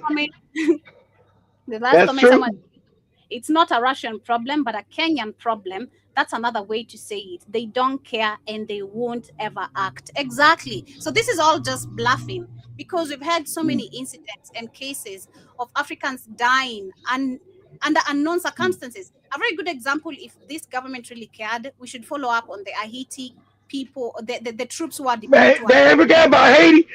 You ain't about Haiti almost. I forgot about Haiti. Goddamn. They still got the Kenyans still in Haiti, don't they? Yeah, they deployed some. They deployed more. We had more coming from Haiti and more were deployed. Literally, it's like a transaction happening. Yeah, it's a rotation. That's called a rotation, Joe. Rotate some in and rotate some out. Wow. It's not a Russian problem, not a Chinese problem, not a UAE problem. It's time we question our own people. Again, accountability. We're dealing with people who do not like accountability, responsibility, and inclusivity of the people. And that's what we've been long dealing with. Are we in a position where Africans are starting to question things? Yes, we are. But we're still not really that much tired, angry, hungry. There's angry, hungry, us being tired of being taken advantage of because it's historically repeating itself because we've allowed the same situations to take pattern like it's a game. The puzzles are the same. They might be different, maybe patterns, but it's still the same game, literally. Today you see a different corner, you think, oh, this is a different game. It's still the same thing. Still the same thing. Taking advantage of you, using you for their own benefit as they continue with their political props, which is keeping Africa poor on purpose, which we're going to take it over from tomorrow, literally on the Pan-African Bliss. We're going to be discussing about the intentional underdevelopment of Africa, which we know, of course, when we've talked about it, it's intentional.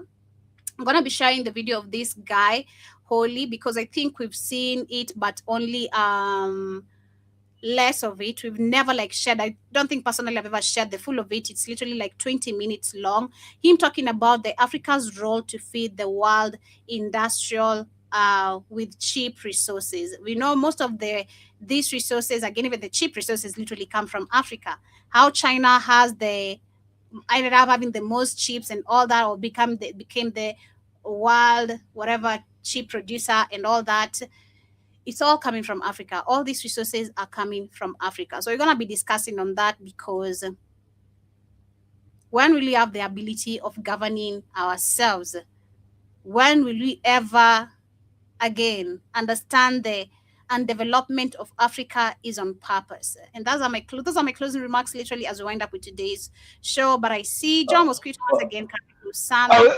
Did you have him play? You played them already? No, we're gonna pick it up from tomorrow. Like I said, we're gonna pick it up from tomorrow there with the intentional and the development of Africa as a topic. As a whole. His whole thing on it, he's only like 3-minute speech he's doing. No, it's not a 3-minute speech. Like I said, it's a 20-minute long video we've never shared. He's doing 3 minutes. Okay, that's the whole thing. Okay, that's the whole thing. I don't want to hear him speak for no 20 minutes even tomorrow. Well, don't tune in. Don't stay on the comments then. That's what you gotta do. I'm gonna share that part of my conversation tomorrow. Thank you so much for tuning in. Says Joby, of course, we know what the crusade is. My bad, and thank you. But Jibba also says, when we pray to white people, Jesus will fall for it. And shout out to also the user DJ someone. Shout out to you for joining. We also have Jibba says the bootleg electric. Yep, do what you gotta do. Well, Karibu. Jiba says here, if the power company cuts you off, we pay $50 reconnect fee. Huh? Yeah. Whenever our water or lights go up, you pay the bill and you gotta pay a $50 reconnect fee. Wow, corruption, theft of its highest level. Oh my God. Remember theft is all out. You want to say Africa is corrupt? That's a high corruption over there. Like, shit. I gotta pay you to return my electricity back. These are because it's ran by privately owned. It's not ran by any company, so it's privately owned. I mean, not ran by the country. They're privately owned, so that's what they're gonna do. And I can't believe, Jibba, your electric bill is only $275 in Pennsylvania. He said averages. And he said it's doubled. Man, you guys got cheap electric. Look, Michigan is only a few states over from where you at. And Michelle is $700 a month. That's a normal northern electric bill to me. Yours is $275. Yours is cheap as shit to me. To live in Pittsburgh, to me, Jibba Jabba. I don't know how yours is so cheap. Because I know it's cold as shit up there. You gotta keep the electric on to run the heat. So, and me, if I just run my heat, which is a few months during the wintertime, my bill is like yours, about $270. And I live in Florida. So your bill is pretty cheap to me, Jim. To live way up north, yours should be more like Michelle's, $700, $800 a month. So you're lucky. God damn, I wish that was my whole salary over there. You guys are playing. That's your whole salary. Everything in your country would be higher than Joey. I'm saying I wish that was my whole salary over there. What you guys are paying for. Shit. That's crazy. But much love, family. We're coming to the end of today's conversation. Right here, I'll send you the bill. I'm taking donations. That's Jibba Jabba. He said he's gonna take donations from you too. So he's gonna send you the bill. Do the cash app. Don't send to me. I'm broke. Let me say, shout out to I need that money. Shout out to Sister Robin and Brother David for sending them donations and shit. I needed them $40 to so I appreciate you, family. Sister Robin and I said Brother David. I ain't seen David in a while. I didn't know if they were still around, but shout out to you, David. That cash app is a wonderful thing. So much love, family. See you guys later on the Africa Today show. As we talk about whatever we're going to be talking about, I don't know. We're going to be talking about the Epstein files. I said to you, I said, we're talking about slavery and Epstein files. That's going to get me back in the seat this Saturday finally to do a show I was gonna do another show this Saturday, but then since I ain't did a show in so long, I had technical difficulties. I was trying to work that shit out. I finally got it worked out. That's what I get for not doing the show, having electrical equipment sit around all the time. It gets all fucked up. I was sitting there trying to put it together. I got frustrated. I said, man, I ain't doing no show tonight. All this shit I got to put together ain't working right. I'll get it together next week. So I finally got it together. Yeah. You let the electrical equipment, it'll be all messed up. And the funny part, I ain't did a show in so long that Mevo changed the system on me. I was like, what? I had to update and everything was changed. I'm like, what the hell? What the hell you supposed to, how's this work? I ain't did a show so long that my own system updated on my ass and I didn't know how to use it. That's what you get, man. That's what I know. I'm like, damn, this is terrible. But I'm back in the saddle for the whole year now, baby. I got a lot of shit to talk about. That's right. That's what's up. But much love, and we have this rest part of your morning. Thank you so much once again for tuning in, and see you guys later. Hey Joby, was I dreaming? I think I was dreaming. Did you? I might have been having a dream.